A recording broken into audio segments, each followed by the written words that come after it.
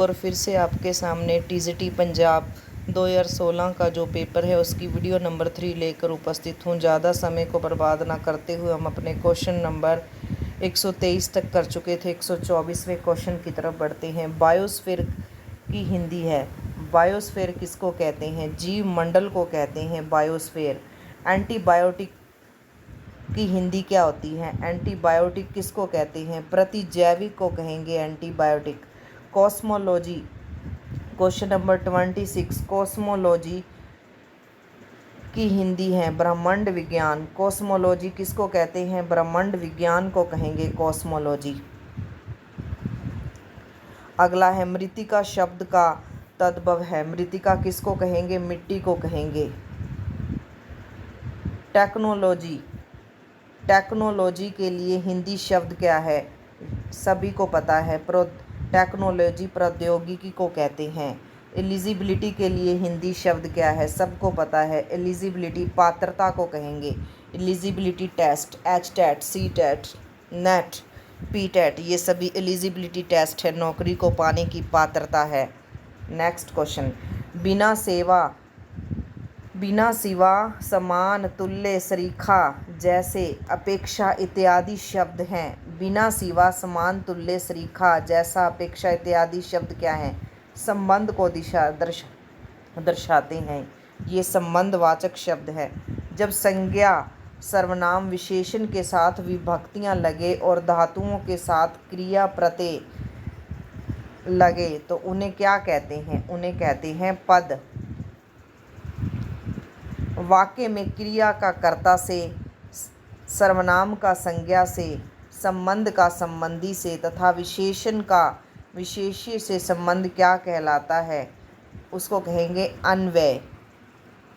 प्राणतव के आधार पर प्रत्येक वर्ग का दूसरा और चौथा व्यंजन, पहला और जो तीसरा होता है, पहला और तीसरा जो वर्ण होता है, जैसे कै और गै,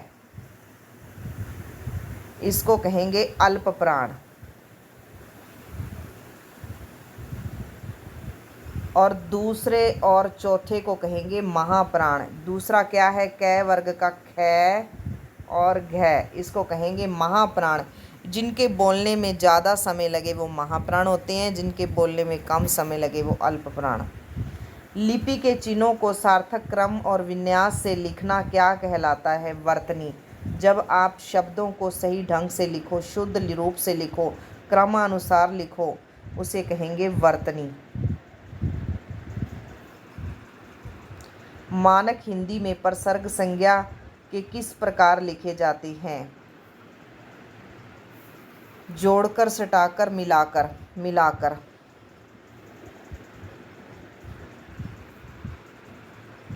स्त्रीलिंग संबोधन में संस्कृत की तरह प्रयुक्त होने वाले शब्द जैसे शकुंतले, सीते, राधिके आदि शब्द मानक हिंदी में क्या है? अमान्य है। मानक हिंदी में इनको सही नहीं समझा गया, परिनिष्ठित नहीं समझा गया, शुद्ध नहीं माना गया, इसलिए अमान्य है।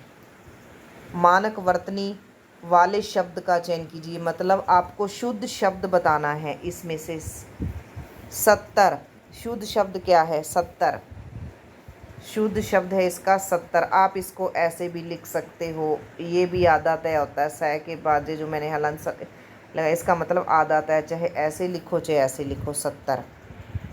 कौन सा शब्द मानक वर्तनी वाला है? 28 शब्द मानक वर्तनी वाला, इसमें बड़ी आएगी यहाँ पर।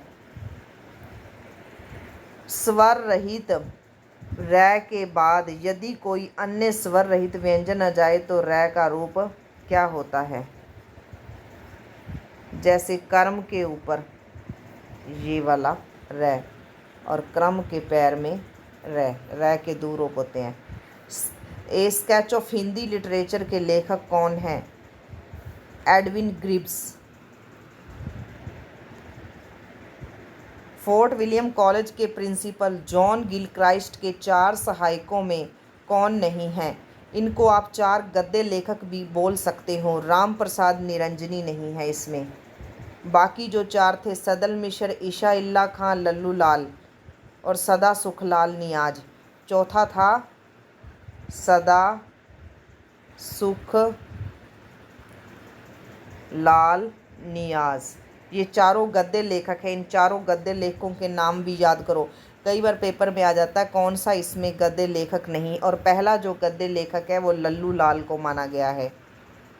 ये बहुत इम्पोर्टेंट है। केवल मनोरंजन न कवि का कर्म होना चाहिए, उसमें उचित उपदेश का भी मर्म होना चाहिए। यह पंक्ति तो राष्ट्र कवि मैथिली शरण गुप्त की है, जो कि द्विवेदी युग के प्रसिद्ध कवि थे। और रामधारी सिंह दिनकर का जन्म 1908 में। महावीर प्रसाद द्विवेदी 84 बार प्रसाद लेते थे, इसके उनका जन्म 1884। माखनलाल चतुर्वेदी 1889। मैथिली शरण गुप्त 1889।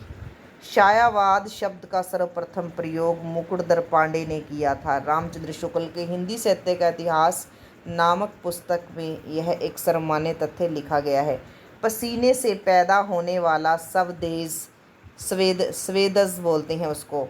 डायरी के लिए हिंदी शब्द क्या है? ये +1 की NCERT की क्लास में लगा हुआ सिलेबस है। दैनिक नंदिनी, इसको मैंने कई बार बच्चों को पढ़ाया है। दैनंदिनी, डायरी को दैनंदिनी भी कहते हैं। हिंदी की किस पत्रिका ने डायरी विशेषांक प्रकाशित किया था? लहर नामक पत्रिका में डायरी विशेषांक प्रकाशित किया गया। दशरथ सुत पुत्र का पर्यायवाची शब्द है। तिहलोक बखाना, राम नाम का मर्म है आना, पंक्तियाँ कबीर की है। ये बहुत इंपॉर्टेंट पंक्तियाँ हैं, कई बार TGT PGT की परीक्षा में आ चुकी हैं ये। और कबीर का जन्म हुआ था 1398 में, और रैदास का जन्म कबीर से 10 साल पहले 1388 में हुआ था। क्या अमरों का लोक मिलेगा, तेरी करुणा का उपहार रहने दे हे देव, अरे यह मेरे लिए मिटने का अधिकार। पंक्तियाँ महादेवी वर्मा की हैं, और महादेवी वर्मा को आधुनिक युग की मीरा के नाम से जानते हैं। और महादेवी वर्मा का जन्म 1907 में हुआ। हजारी प्रसाद द्विवेदी की तरह सुभद्रा कुमारी चौहान का जन्म भी 1907 में, और जयशंकर प्रसाद का जन्म 1889 में हुआ था।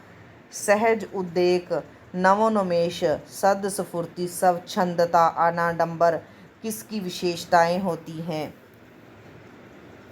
गीति काव्य की विशेषताएं हैं ये।